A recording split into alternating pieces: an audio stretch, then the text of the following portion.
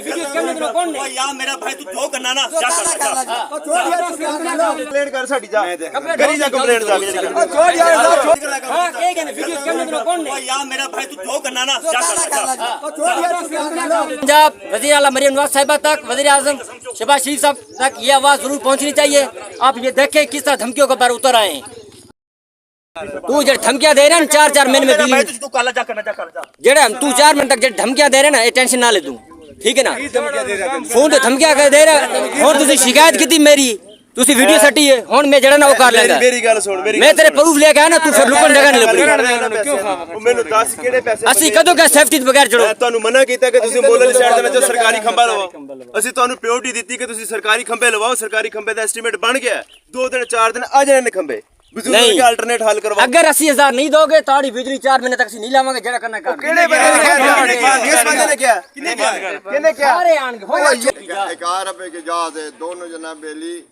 देते हैं नहीं देते, हम बिल के पैसे देते हैं। हमारा काम जब भी खराब होता है फिर वो पैसे मांगते हैं। पैसे लेने के लिए जनाब बेली मेहरबानी करे, हमारा दरख्वास्त है कि भाई हमारे दरख्वास्त पे गौर करे और हमारे जनाब खंबे लगवाए जाए और हमारा बिजली चालू किया जाए। सलाम डिमांड की वापडा वालों ने डिमांड तो ये है कि वो जब भी आते हैं ना ये 2 खंबे क्रेक हुए, ये जो मैं जो बाहर निकले गर्मी शदीद गर्मी थी, उन्होंने जनाब तारा शारा कटवा के तो उन्होंने डिमांड की कि भाई साहब को 80,000 रुपये दे तो ऐसा ये खंबे ला देंगे ला देंगे। 80,000 रुपये मैं कहा नहीं है, मैं उनके साथ खैर डील करता रहेगा। शाम तक उन्होंने कहा कि भाई चलो 50,000 दे दो। 50 भी नहीं टे फोन साढ़ा नंबर नहीं चुकता। साढ़े जनाब छोटे छोटे बच्चे, गर्मी बहुत ज़्यादा है, 4 घर अंदर जनाब की बिजली कोई नहीं है, असी मर गए। मेहरबानी करो कि भाई इनको हिदायत करो एक अपना बंदा खड़ा है कोई कहेगा किसी को पैसे वापडा वालों ने वापस आ गए उन्होंने आके सब 80,000 रुपया दो तो खंबे नवे ला देसूँ। चौथा दिहाड़ा अस मरदे पे से जामा मस्जिद नाल है, मैं इमाम मस्जिद हाँ। कल जुमा नमाज बहुत सख्त गर्मी के अंदर नमाज अदा की से ते इन्हें को बराबर फोन करते रह गए से बार बार आके 80,000 दो अस आसूँ तो खंबे ला देसूँ तो तुम्हारी बिजली चल वैसे नहीं तो साढ़े कने काम नहीं थींदा।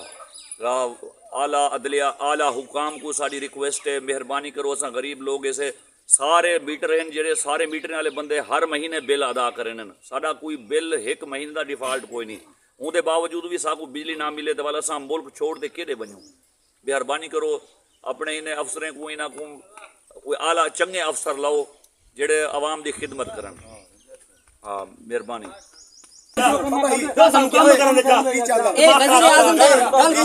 वज़ीर आला तक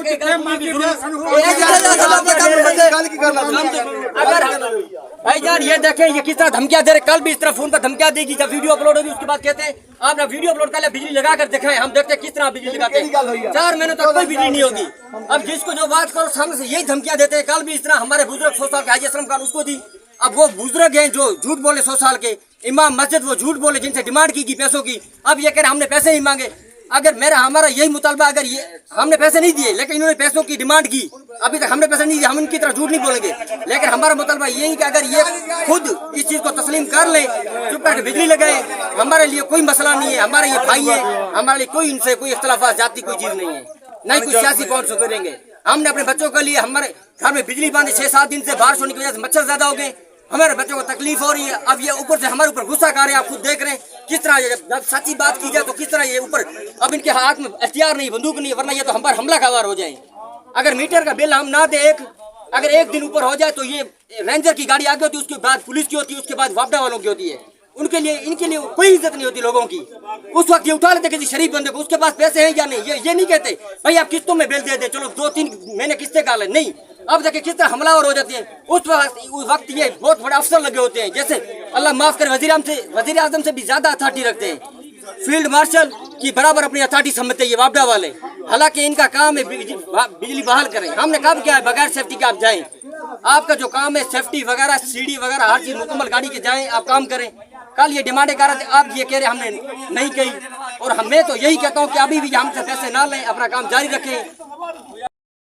डिमांड की मैं मस्जिद डिमांड छूट लेंगे चाचा आश्रम खान छूट लेंगे आके दूसरा पैसे डिमांड है किने नाल की ਹੁਣ 20 ਕਿਲਾ ਕਰਦੇ ए होना के ਉਹ ਤੂੰ ਕਾਹਨ ਕਰਦੇ ਬੰਦਾ ਕੋਈ ਗੱਲ करे ਬੰਦਾਰੀ है कर तू मन मार इजाज केड़ा नौकरी करनी है केड़ा इजाज केड़ा भाई हाई साइड गड्डियां सारे गड्डियां खंबे लावण दी खंबे दो ले आवांगे खंबे दो ले आवांगे खंबा लावांगे ना ठीक है ना हाई साइड में तेरा खंबा ही लावांगे खंबे दो लावांगे पैसे लवांगे अरे पानी तो पिला यार ਇਹਨਾਂ ਦੀ ਡਿਮਾਂਡ 80000 ਰੁਪਏ ਆਪਾਂ ਝੂਠ ਨਹੀਂ ਮਾਰਨਾ 80000 ਡਿਮਾਂਡ ਇਹ ਟੁੱਟਾ ਖੰਭਾ ਇਹਦੇ ਲਾਉਣ ਦੇ ਖੰਭਾ ਇੱਥੇ ਹੈ ਨਹੀਂ ਅਸੀਂ ਖੰਭਾ ਲੈ ਕੇ ਆਵਾਂਗੇ ਪੈਸੇ ਨਾਲ ਖੰਭਾ ਮਿਲੇਗਾ ਫ੍ਰੀ ਨਹੀਂ ਮਿਲੇਗਾ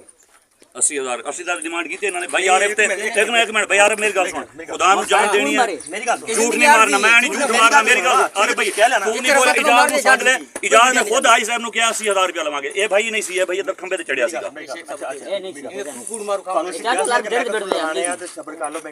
ਤੁਸੀਂ ਕਿਹਾ ਅਗਰ ਮਹਿਕਮੇ ਦੇ ਤੁਸੀਂ ਲਵਾਣਾ ਗੱਲ ਸੁਣੋ ਮੇਰੀ ਗੱਲ ਸੁਣੋ ਤੁਹਾਨੂੰ 2-3 ਮਹੀਨੇ ਲੱਗ ਜਾਣਗੇ ਤੁਹਾਡੀ ਵਾਰੀ ਆਏਗੀ ਤੇ ਤੁਹਾਨੂੰ ਲੱਗਣਗੇ ਨਹੀਂ ਕਿ ਤੁਸੀਂ ਪੈਸੇ ਦਿਓਗੇ ਤੇ ਅਸੀਂ ਖੰਭੇ ਲੈ ਆਵਾਂਗੇ ਤੁਹਾਨੂੰ ਪੈਸੇ ਲੈ ਕੇ ਤੇ ਤੁਹਾਨੂੰ ਖੰਭੇ ਲਾ ਦੇਵਾਂਗੇ ਸਾਨੂੰ ਆਲਟਰਨੇਟ ਦਾ ਹੱਲ ਦੱਸੋ ਕਿੱਥੇ ਸ਼ਾਕਰ ਕਿੱਥੇ ਹੈ ਸ਼ਾਕਰ ਤੁਹਾਨੂੰ ਆਲਟਰਨੇਟ ਦਾ ਹੱਲ ਦੱਸੋ ਇੱਕ ਮਿੰਟ ਉਰਾ ਕਿਆ ਸੀ ਚੀਜ਼ ਦਾ ਗੱਲ ਕਲੀਅਰ ਤੇ ਦੱਸ ਆਲਟਰਨੇਟ ਦਾ ਹੱਲ ਦੱਸੋ ਲੈ ਚਲਾਓ ਤੁਸੀਂ ਰਸਤਾ ਕੱਢ ਕੇ ਦਿਓ ਤੁਹਾਨੂੰ ਦੱਸਿਆ ਕਿ ਰੀਮੀਅਰ ਵਾਲੇ ਮੈਂ ਤੇ ਤੁਹਾਡੇ ਨਾਲ ਰਸਤੇ ਵਾਲੀ ਗੱਲ ਹੀ ਕੀਤੀ ਹਾਈ ਸਾਹਿਬ ਤੁਹਾਡੇ ਨਾਲ ਗੱਲ ਕਰ ਮੈਂ ਨਾਲ ਬੈਠਾ ਸੀ ਹਾਈ ਸਾਹਿਬ ਦਾ ਮੁੰਡਾ ਮੈਂ ਤੁਹਾਡੇ ਨਾਲ ਬੈਠਾ ਜਿਹੜੀ ਗੱਲ ਮੇਰੇ ਸਾਹਮਣੇ ਹੋਈ ਮੈਂ ਉਹ ਗੱਲ ਕਰ ਹਾਈ ਰਿਹਾ ਸਾਹਿਬ ਦਾ ਬੇਟਾ ਰਹੇ ਹਾਈ ਸਾਹਿਬ ਦਾ ਬੇਟਾ ਇਹ ਕੋਈ ਨਾ ਹੈ ਇਹ ਗੱਲ ਹੋਈ ਤੁਹਾਡੇ ਨਾਲ ਸਰਕਾਰੀ